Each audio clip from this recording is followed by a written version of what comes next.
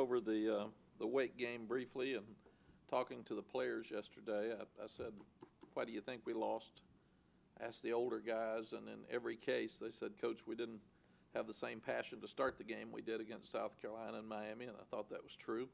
So I was glad that they realized that, and that's our job as coaches and their job as players to create an edge every week and make sure that they're passionate about it and ready to go. On the other hand, they played really hard.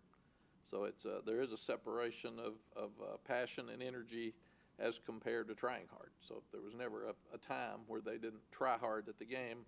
And then obviously it was a different second half. They came out with more energy and came out with a focus and understood that we dug ourselves a deep hole against a good team and needed to work our way out of it. So Wake was more ready to play to start the game than we were, and that's just part of the learning curve that we've got to get through right now. You play South Carolina, you play Miami, you play Wake. All three teams are very good, and you've got to play hard every week for us to have a chance to win.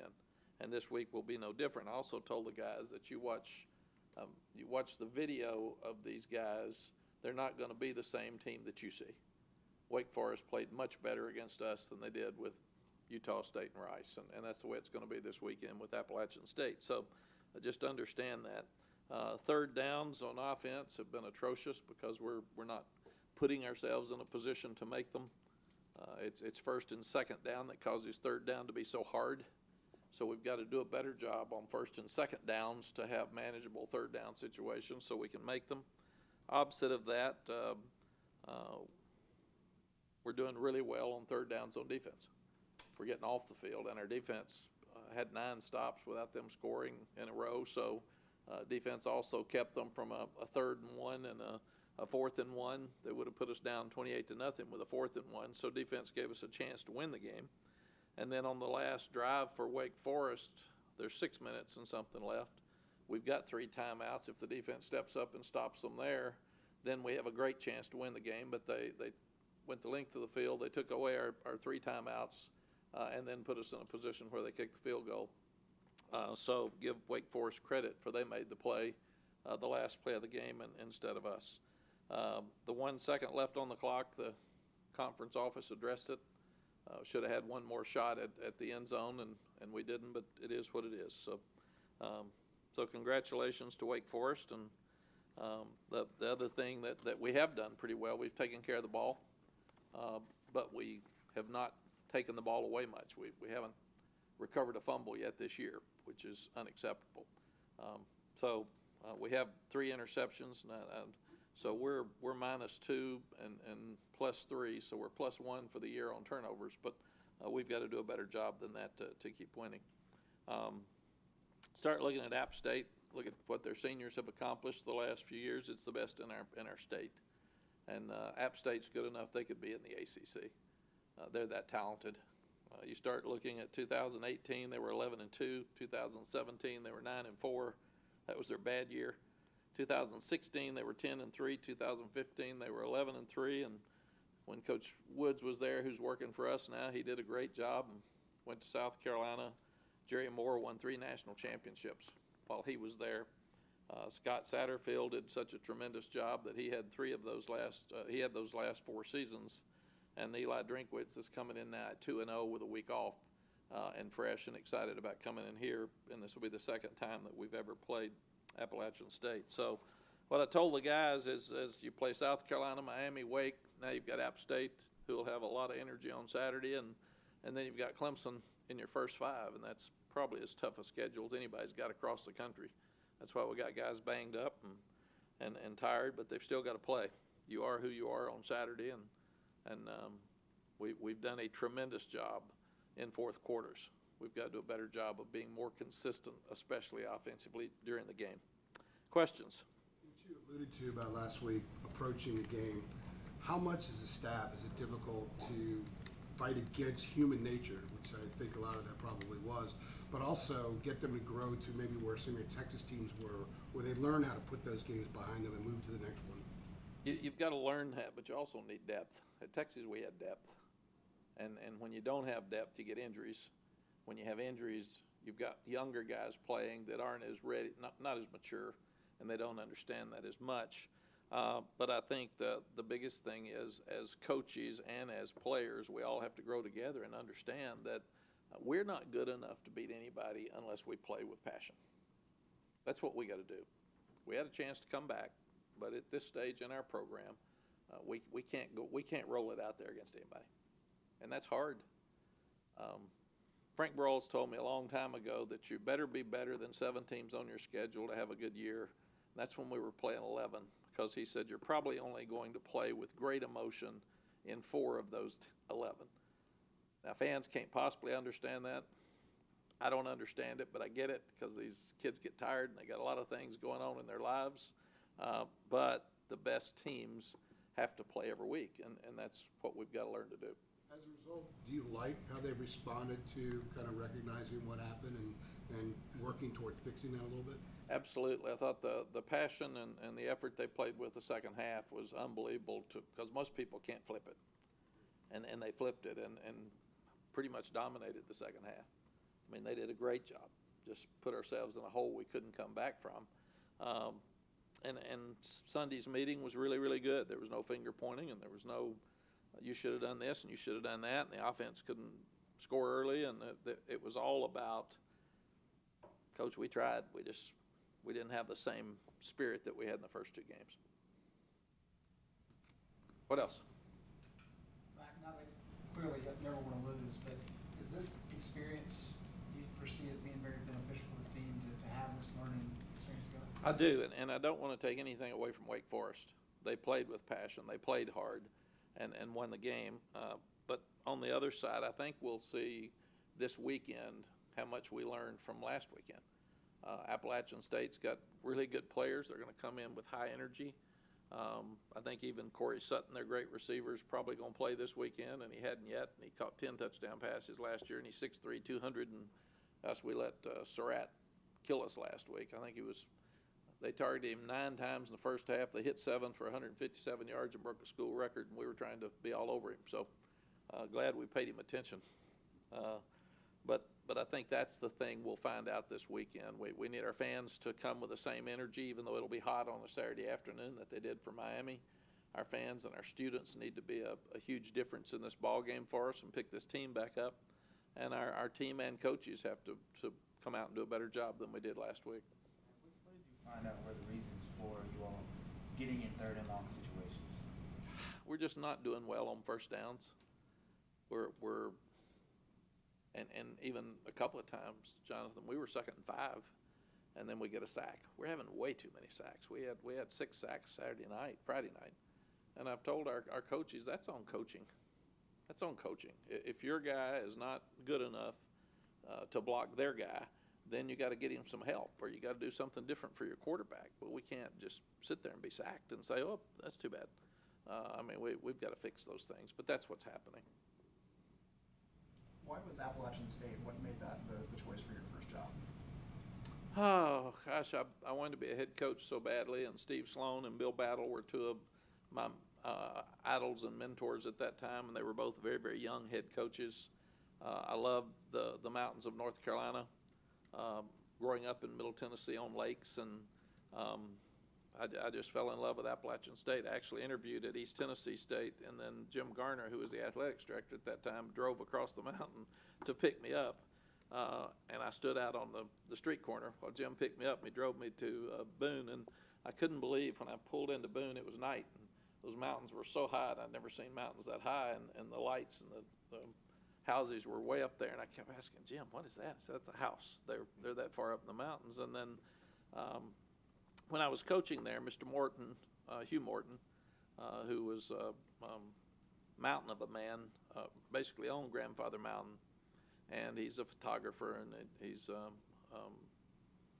entrepreneur for the state. He was one of my best friends, and he invited the media of the ACC up every year to play golf for a couple of days up in the mountains of North Carolina. So I was standing on his porch, and there's a 40-acre trout lake there, and I was making $38,500 as a head coach at Appalachian State, and hadn't won a game. And I told Mr. Martin, I'll make some money. I'm gonna live on this lake, and we've lived on the lake now for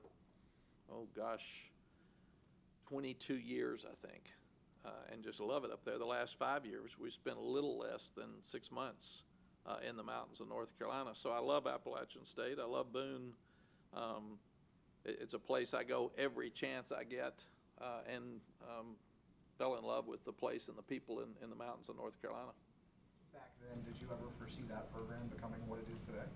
You know, I didn't, because I was in my early 30s, I think, maybe 32 or maybe less than that. I think I came here at 35, so it might have been in my late 20s. And when I got there, we didn't have dealer cars. We were driving state cars. We had to check out. We had to teach class. They only allowed you to take 33 out-of-state players because it was too expensive with an out-of-state scholarship compared to an in-state scholarship. I think our equipment manager was a student. Our trainer was a student or really, really young. I think I was the SID when we got there, because I remember trying to put things together to have a media guide. But to see what that program has turned into is just really, really rewarding for me. I used to tell Jerry Moore, who's a dear friend of mine, when he won the 3 national championships, I said, you know, I started that. I'm really the reason you won them. It was just 20 years later or 15, whatever it was, that mine and Sparky's coaching finally kicked in. So, but I'm really, really proud of them. It'll be a very difficult game for us this weekend. How do you think Sam Howell performed in the first half, and you think it was kind of, I don't know, nervous on some passes and not really letting it go on some openings I saw? I think, Ross, we played very poorly offensively the first half, period. And when you play that poorly as a group, it all goes back to the quarterback, because everybody sees him. But we didn't help him. And the reason we changed and took him out is it wasn't working. Jace needed to get some time anyway. He came in and got us off the goal line and probably saved us from being backed up and being in trouble. And we also thought it would give our other freshman quarterback a chance to go over there and stand and watch and see what's happening out there, because the game was going faster than we were. And then he played much better the second half. How did Sam respond to the change putting Jason? Sam was great. He and Jace have been really, really good friends. And in fact, I think I heard one of them say to the other one, I wasn't doing well, so Jace should have gone in. He did great when he got in there. And we need to get Jace more snaps. We've tried, and our games have all come down to the last play of the game, so it's been hard to substitute in many areas. Do you foresee using him more to just kind of get a spark in the run game, or just kind of? We'd like to, for sure. I would, Coach Longo and I have been talking about it. I'd like to play him every game, and that's important for us to make sure that we establish 2 quarterbacks. And I think everybody in the country now, you're seeing guys go down every week, so it can happen. So you've just got to be prepared. A true freshman quarterback, along with the team, pulled themselves out of the way they played in the first half. But Sam pulled himself out too, and had another strong fourth quarter.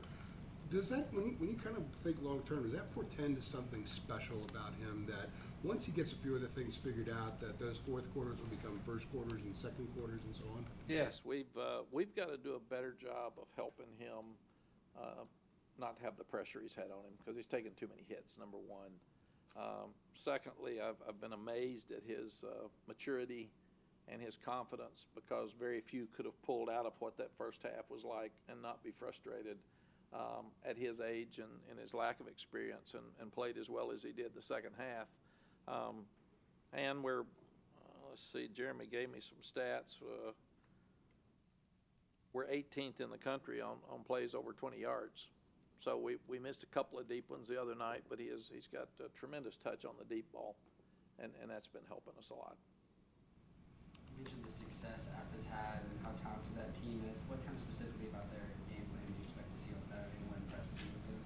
I would think that they were able to beat Charlotte and East Tennessee easily, and they've got Corey Sutton coming back. They've got 2 weeks to prepare, just like Miami did. And Rice had an extra day, or excuse me, Wake had an extra day after their Rice game to prepare. So I think we'll see all kinds of things. They're going to pull out all tricks, and obviously their conference helped them by giving them a week off before us. We'll see the energy like we saw out of Wake on Friday night, And I think we'll also see stuff that they haven't shown before.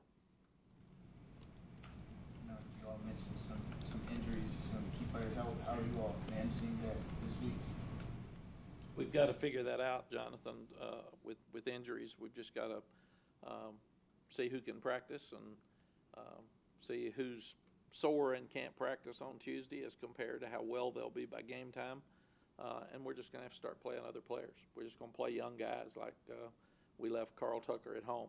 I thought Jason was going to play till pregame, and he didn't. So I've challenged our trainers to make sure they test them here before we get on the bus and go, because everybody thought he was going to play. I think he thought he was going to play, and then he couldn't when he got out there. So there's been way too much talk about injuries in this program the last 2 years. I've told the guys I don't want to hear it.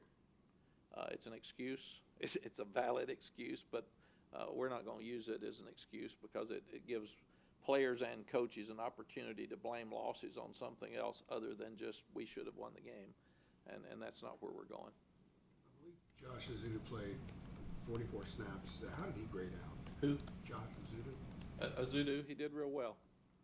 That's what we're going to have to start playing. We're going to have to start playing Awesome Richards and Tristan Miller and Ty Murray and all those guys. But he did pretty good for especially for his first time out there. How much of an effect does not having Jason Strobridge in the lineup, how does that affect the defensive line and just things that we might not even notice? You know, he's probably our best player, and he's definitely our best pass rusher. So, and he's a senior and a leader. So you'd sure rather him be out there. We did not get much pressure on the passer. They did a good job with Fox of making sure that they had guys around him where he had trouble getting there. So we didn't get the pressure on the passer we needed last week. What else? I got one question. You're close with Eric Church. He's an Appalachian State alum, but obviously a huge UNC fan, basketball and football. Your thoughts on that, and where his allegiance might lie come Saturday at 3:30? Eric sent me a really nice text on Friday night. It had to be during his concert or right before or right after.